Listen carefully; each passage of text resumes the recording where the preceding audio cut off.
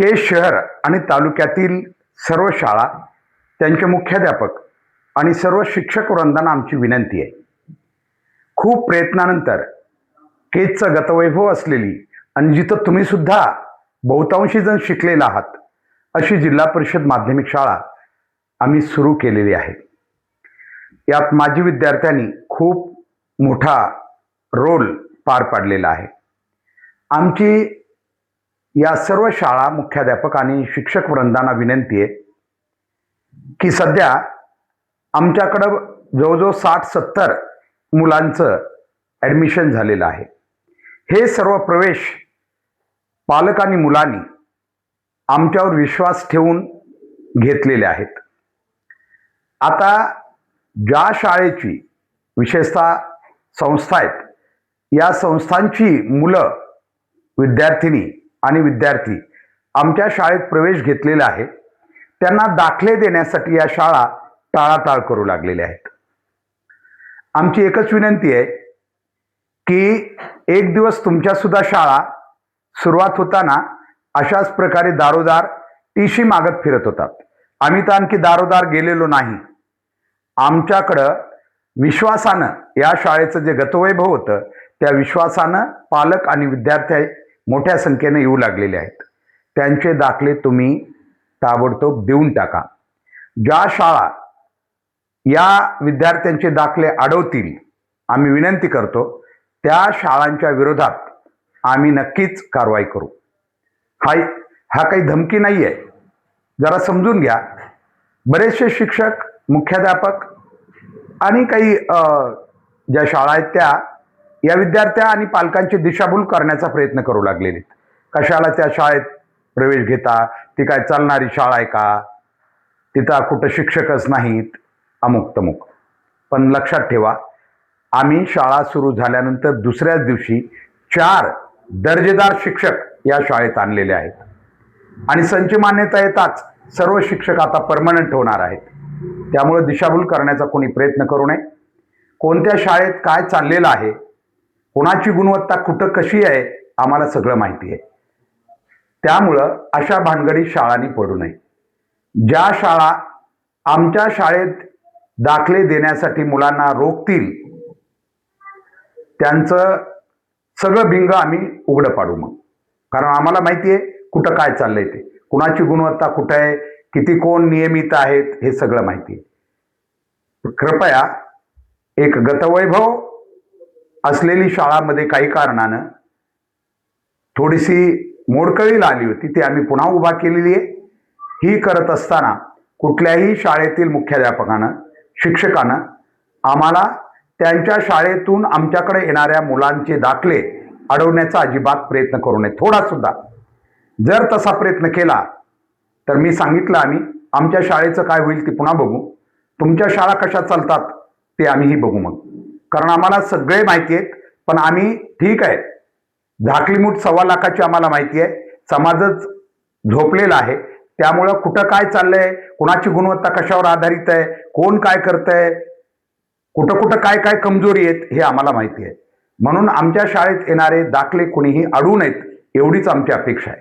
ते अडवायचा प्रयत्न करा. झालं ना, तुमचे दारोदारी फिरून तुम्ही दाखले जमा केलेत.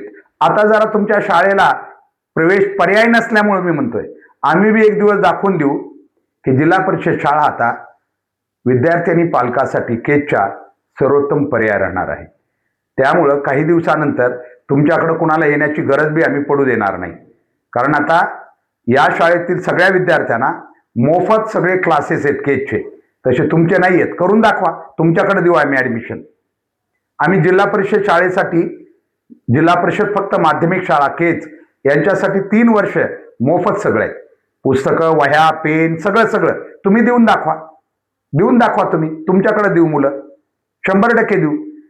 तुम्ही तर सुरुवातीला मुलांना, पालकांना दिशाभूल करून सांगितलं. सुरुवातीला याच पालकांना तुम्ही ॲडमिशन घेण्यासाठी तुमच्या शाळेत, जेव्हा तुम्हाला मुलं मिळत नव्हती, 5-5, 10,000 रुपये दिलेले आहेत, त्यांना पाहिजे ते दिलंय.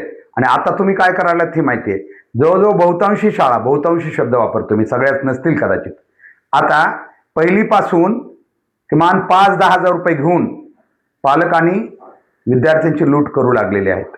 ज्या रेग्युलर शाळा होत्या, ज्या TC साठी दारोदार भटकत होत्या, त्यांनी आता 5-10 हजार रुपये प्रवेशाला घ्यायला सुरुवात केली.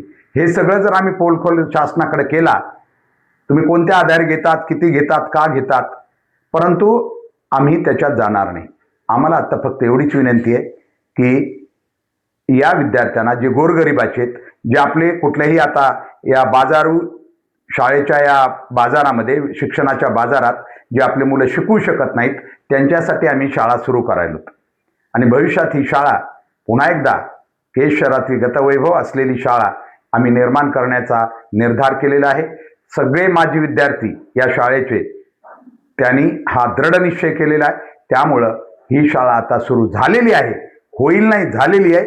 विशेष म्हणजे आम्ही माननीय CO साहेबांचे, मुख्य कार्यकारी अधिकारी जिल्हा परिषदेचे माननीय रहमान साहेबांचे आभार मानतो की त्यांना आम्ही विनंती केल्यानंतर, आश्चर्य वाटेल, तुम्ही चौकशी करा, विनंती केल्यानंतर 3ऱ्या तासात, फक्त 3 तासात शिक्षक या शाळेला दिलेले आहेत.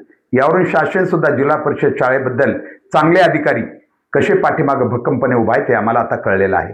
आणि भविष्यात शाळेचं सगळं साहित्य आम्ही क्रीडा सहित सगळं साहित्य मुलांसाठी विकत घेतलेलं आहे. शाळेत काहीच आता कमी नाही ठेवलेली. सगळ्या शाळेत फॅन सहित सगळ्या सिस्टम आहेत. बाकी शाळेत फॅन चालू आहेत का हे बघावं आता पालकांनी बी. आमच्या शाळेत आता फॅन सुरू आहेत, सगळं काही ओके, लाईट फिटिंग सहित सगळं आम्ही ओके केलेलं आहे. आणि मुलांसाठी खेळाचं साहित्य, अगदी क्रिकेट असेल किंवा इतर सुद्धा, आणि शिक्षणाचा दर्जा तेवढाच उंच राहणार आहे. शिस्त त्याच्यापेक्षा एक पाऊल पुढं, हे सगळं आम्ही स्वतः पाहणार आहे. पुढील 3 वर्ष आमचं या शाळेच्या याच्यावर लक्ष असेल. तुम्ही म्हणाल 3 वर्षानंतर काय करायचंय? काही करायची गरज नाही. तुम्हाला लाईनमध्ये उभा राहावं लागणार आहे ॲडमिशन घ्यायला 3 वर्षानंतर. एवढी आम्ही खात्री आम्ही स्वतः बाळगून आहोत आणि तेवढं काम आम्ही करू, एवढंच सांगतो. पालकांना कुणी अडवू नका. कुठल्याही शाळेनं असा प्रयत्न केला, पालकांनी जर आम्हाला कुठल्या शाळेचं नाव सांगितलं, ही शाळा अमुक करते, तर त्या शाळेच्या आजपर्यंतच्या काय चाललंय बोगसगिरी, हे सगळं आम्ही बाहेर काढू. त्यांची नियमितता किती आहे, ते काय करतात, हे सगळंच बाहेर काढू. याचा सर्व शाळेच्या संस्थाचालकाने बी लक्षात घ्यावं, मुख्याध्यापकाने ही गोष्ट लक्षात घ्यावी, आणि जे कोणी शिक्षक असा प्रोपगेंडा करतील त्यांनी लक्षात घ्यावं. कारण तुम्ही सगळे जिल्हा परिषद माध्यमिक शाळेत बहुतांशी जण, पुन्हा शब्द वापरतो, 4-2 असतील इकडं तिकडं, या शाळेत शिकलेल्या आहेत. त्या शाळेशी कृतज्ञता करू नका, एवढीच विनंती. आमचं हे बोलणं त्यांनाच आहे फक्त, जे असे करू लागलेले आहेत, हे बी लक्षात घ्यावं, इतरांसाठी नाहीये. जे असे करू लागलेले आहेत, आमच्या कानावर आलेले, त्यांनी मात्र याच्यातून बोध घ्यावा, एवढीच या व्हिडिओद्वारे आम्ही आपल्याला विनंती आणि आवाहन करत आहोत. धन्यवाद.